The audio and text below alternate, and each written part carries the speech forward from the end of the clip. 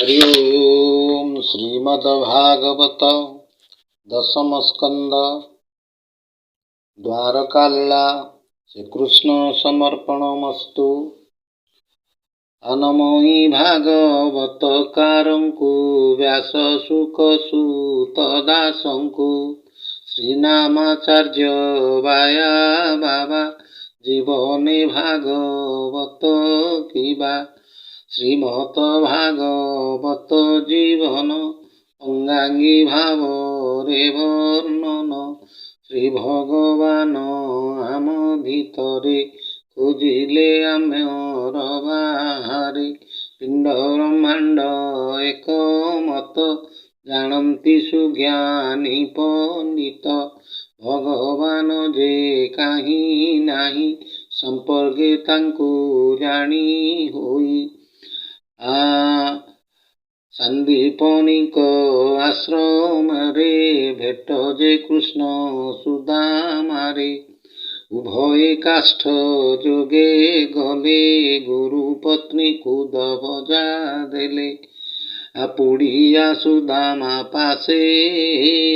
कृष्ण काष्ठ संग्रह रसे परसा पवन आसिला दूर वृक्षे आश्रय मिलिला समय अतिबाहितरे भोक लागिला सुदामारे उच्च स्वर रे खाद्य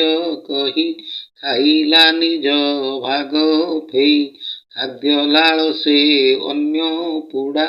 विचारहीने खाइदेला श्रीकृष्ण सह साथी थिला नियति तार कार्य कला जानिले परम पुरुष दारिद्र आसीब अवश्य कर्मर फल जेई छई कर्म बंधने से पड़ई गुरुंक तत्व न बुझिला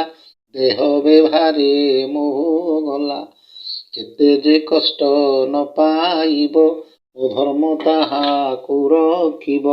पत्नीर अतीब विकले सुदामा गले कृष्णपुरे खुदर पुड़िया फिटाई खाइले जगत गोसाई लक्ष्मी बरदायक हेले सकल संपद पाइले सुदामा एक कथा बुझिले संसार छाड़ी चली गले तत्व बुझिले।